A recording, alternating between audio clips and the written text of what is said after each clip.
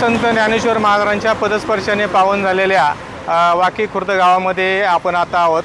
या ठिकाणी श्री संत ज्ञानेश्वर माऊलींनी रेड्याच्या मुखी वेद वदवले त्या रेड्याचे मालक गैबीराय उर्फ काळोबा महाराजांची समाधीस्थळ हे मंदिर आहे। आता तुम्ही पाहू शकता माझ्या मागच्या बाजूला त्यांची समाधीस्थळ आणि विठ्ठल मंदिर माऊलींच्या अस्तित्वाची खूण असलेली आजानबाग या ठिकाणी आपल्याला दिसत आहे। मात्र या सगळ्याला रेल्वे मार्गाचा मोठा धोका निर्माण झालेला आहे।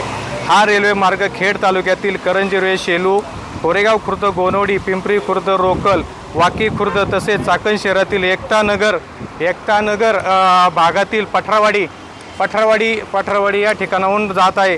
तर या ठिकाणी आपल्यासोबत बोलण्यासाठी वाकी खुर्द गावातील ग्रामस्थ आहे। वाकी खुर्द गावातील ग्रामस्थांनी या रेल्वेला मोठा विरोध केलेला आहे। काय सांगा नी रेल्वे कधीपासून आलेली काय आहे विषय? जे आहे रे, आपण आता ज्या प्रांगणामध्ये उभे आहात ना, हे काळोबा महाराज देवस्थान ज्ञानेश्वर महाराजांनी ज्या रेड्याच्या मुखातनं वेद बोलवले त्याच्या मालकाची इथे संजीवन समाधी, त्याला आपण काळोबा महाराज म्हणतो। प्रथम तर नॅशनल हायवेमध्ये रस्ता जात होता, आपण त्यामध्ये सरकारची पत्रव्यवहार करून हे मंदिर वाचवलं। आता यानंतर मे महिन्याच्या पहिल्या आठवड्यामध्ये रेल्वेवाले आले, त्यांनी प्रायव्हेट सर्वे केला आणि त्यामध्ये सांगितलं की रेल्वे तुमच्या मंदिरावरनं जाते। आम्हाला शेतकऱ्यांना सांगितलं, देवस्थानला सांगितलं नाही, काही नाही, त्यांच्या मनानेच आले, त्यांच्या मनानेच त्यांनी सर्वे केला। आता आमचा मंदिराचा आणि समस्त ग्रामस्थांचा आणि आमच्या वारकऱ्यांचा म्हणजे पंचक्रोशीतले जेवढे वारकरी आहेत त्या सर्व वारकऱ्यांचा ह्या प्रस्तावित रेल्वे मार्गाला विरोध आहे। आम्ही प्रथमतः पहिला पण विरोध केला नॅशनल हायवेच्या वेळेला आणि आता पण आमचा शेवटपर्यंत विरोध करायची तयारी आहे। आणि जर रेल्वेवाल्यांनी जर आमचं ऐकलं नाही तर आम्ही शेवटी रस्त्यावर बसून उपोषण आणि आंदोलन हे निश्चित करणार आहे। पण आम्ही ह्या देवस्थानला न्याय देणार आहे ना, आम्हाला हा रेल्वे मार्ग नकोच आहे। आमच्या तालुक्याची इच्छा नाही आहे, आमची कुणाची इच्छा नाही की रेल्वे मार्ग इकडनं व्हावा। आम्ही मागितलंच नाही आम्ही रेल्वे मार्ग, हे सरकार आम्हाला बळणीच देतं। बरं, याच्या बदल्यामध्ये त्यांचा जो रेल्वे मार्ग प्रस्थापित झालेला आहे त्याचे गॅजेट पण निघाले, ते गॅजेट कॅन्सल करून त्यांना इकडे येऊन सरकारी टीम, सरकारी वेळ, सरकारी पैसा घालवायची काय गरज आहे याचं उत्तर पण आम्हाला मिळत नाही। मग याच्यामध्ये कोणाशी हितसंबंध आहे का ते पण एकदा सरकारने आम्हाला स्पष्ट करावं।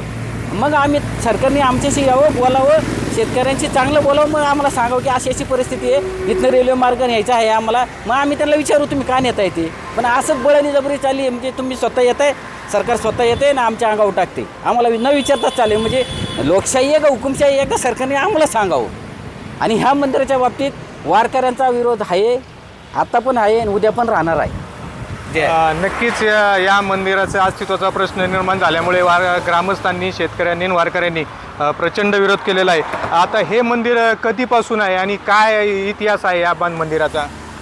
आपण ज्या ठिकाणी उभे आहोत ते संत गैबीराय उर्फ काळोबा महाराज या मंदिराबद्दल सांगायचं जर झालं तर स्वतः ज्ञानेश्वर माऊलींनी ज्या रेड्याच्या मुख्य वेद बोलवले तो रेडा आळी या ठिकाणी त्यांना समाधी दिली व वाकी खुर्द या ठिकाणी रेड्याचे मालक म्हणजे कोळी बाबा उर्फ संत गैबीराय उर्फ काळोबा महाराज यांना स्वतः समाधी दिली। ज्ञानेश्वर महाराजांचं या ठिकाणी वास्तव्य 10 दिवस स्वतः होते।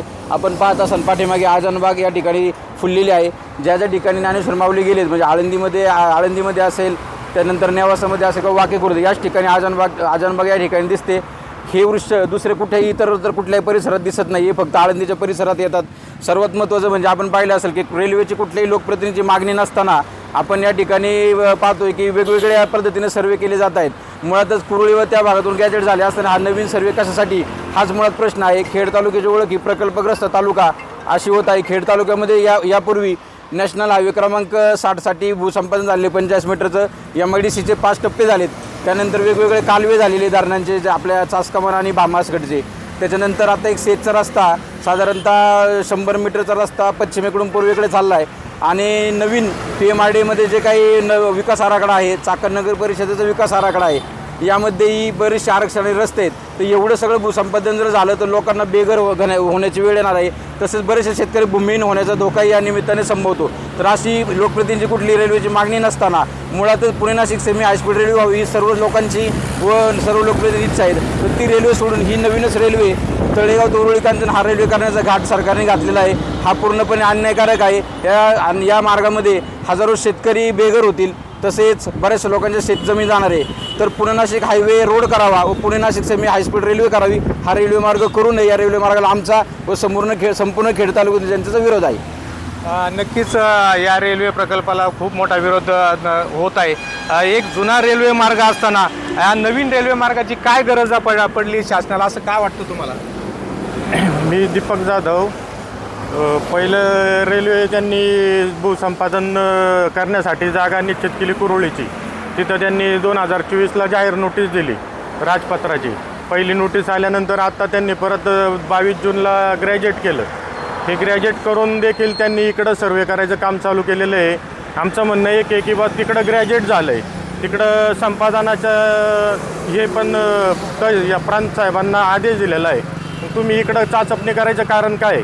बरं, कारण असन किंवा तिथले कोणत्या वैयक्तिक कोणाचा स्वार्थ असन किंवा कोणाचा हितसंबंध असन तर ते आम्हाला पण तसं विश्वासात घेऊन आमची पण घरंदारं जातात, त्याचा पण विचार केला पाहिजे. जर तुम्ही म्हणत असाल तिथं लोकांची घरं जास्त प्रमाणात येतात तर इथं पण तुम्ही एक ग्राउंड सर्वे करा, त्याच्यामध्ये घरं किती जातात काय जातात ते पहा आणि मग तुम्ही आम्हाला शेतकऱ्यांना व आमच्या लोकांना विश्वासात घेऊन तो प्रकल्प करावा, या आमची मागणी आहे. तळेगाव उरुळी कांचन हा जो रेल्वे प्रकल्प आहे, या रेल्वे प्रकल्पासाठी यापूर्वीही कुरोळे निगुजे मुळी चिंबळी या भागातूनही रेल्वेचा प्रकल्प प्रस्तावित आहे. पुन्हा नव्याने वाकी खुर्द किंवा करंजविरे या भागातूनही नव्याने रेल्वे प्रस्तावित आहे. तुम्हाला काय वाटतं, या रेल्वे व्हावी की न व्हावी, काय वाटतं? ही रेल्वे न हो यासाठीच आमचा सर्वांचा विरोध आहे. कारण की प्रत्येक ठिकाणी या ठिकाणी खेड तालुक्यामध्ये प्रकल्पग्रस्त म्हणूनच ओळखला जातो राज्यामध्ये देशामध्ये. तर माझं एवढंच म्हणणं आहे की आता सध्याच्या कंडिशनला हा नवीन खेड तालुका आत्ता कुठेतरी डेव्हलप व्हायला लागला आहे. तरुणांना या ठिकाणी रोजगार मिळायला लागला आहे, त्याच्यानंतर उद्योगधंदे वाढत चालले आहेत आणि मराठी तरुण आत्ता कुठेतरी या ठिकाणी उद्योगधंद्यामध्ये यायला लागले. त्याच्यामुळे जे आता तुम्ही रोड वायडिंगमध्ये दिले त्याच्यामध्ये आम्ही आमच्या जमिनी दिल्या, सोखुशीने दिल्या. त्याच्यानंतर आता ही नवीन रेल्वे येते तिथं 300 मीटरचा सर्वे त्यांनी या ठिकाणी दिला. तर कोणत्याही प्रकारचा या ठिकाणी रेल्वे न जाता पण हजारोंची लोकसंख्या असणारे हे गाव आहे, या ठिकाणी तुम्ही येऊन प्रत्यक्ष येऊन पाहणी करा. ज्या ठिकाणी तुमचं राजछत्र झाले त्या ठिकाणचा तुमचा कुठं विरोध असेल तर त्या ठिकाणी त्याच्यामध्ये मोठ्या राजकीय नेत्यांचा कुठला तरी हात आहे का याची चाचपणी करा. व आमच्या गावाचा पण या ठिकाणी आमच्या बसून अनेक ठिकाणी हे गाव आहे की त्यामध्ये लोकवस्तीचं प्रमाण जास्त आहे. त्यामुळे या लोकवस्तीतून तुम्ही रेल्वे नेणार असेल तर शेतकरी लोक किंवा ज्यांनी 1-1, 2-2 गुंठा जागा घेतलेली लोक बेघर होतील. तर याचा विचार प्रत्येकाने करून या ठिकाणी ही रेल्वे खेड तालुक्यातच नको आहे, खेड तालुक्याच्या बाहेर रेल्वे न्यावी ही आमची सर्वांची विनंती आहे. आणि कोणत्याही प्रकारचा या ठिकाणी मंदिरापासून आम्ही मध्ये रेल्वे जाऊन देणार नाही. कारण वारकरी संप्रदाय हा 800 वर्षापासून हा लढा देत आहे आणि प्रत्येक संकटातून हे मंदिराला आम्ही लढा देऊन हे मंदिर वाचवण्याचा प्रयत्न केला आहे आणि रेल्वेलासुद्धा आम्ही विरोध करून हे मंदिर वाचवण्यासाठी, कारण की गावाची ओळखच ह्या मंदिरामुळं आहे, त्याच्यामुळं मंदिर वाचवण्यासाठी पूर्ण गाव नाही तर तालुका उभा करू आणि वारकरी संप्रदाय या ठिकाणी 100% पाठीमागं उभं राहील. नक्कीच या गावाची, या तालुक्याची या मंदिरामुळे खूप मोठी ओळख आहे. आध्यात्मिक वारसा या गावाला, या तालुक्याला मिळाला आहे. हे मंदिर वाचवण्यासाठी ग्रामस्थच काय संपूर्ण तालुकाही रस्त्यावर उतरण्याची भूमिका या ग्रामस्थांनी व्यक्त केली आहे. LS मराठीसाठी चंद्रकांत बांडेकर, चाकण, पुणे.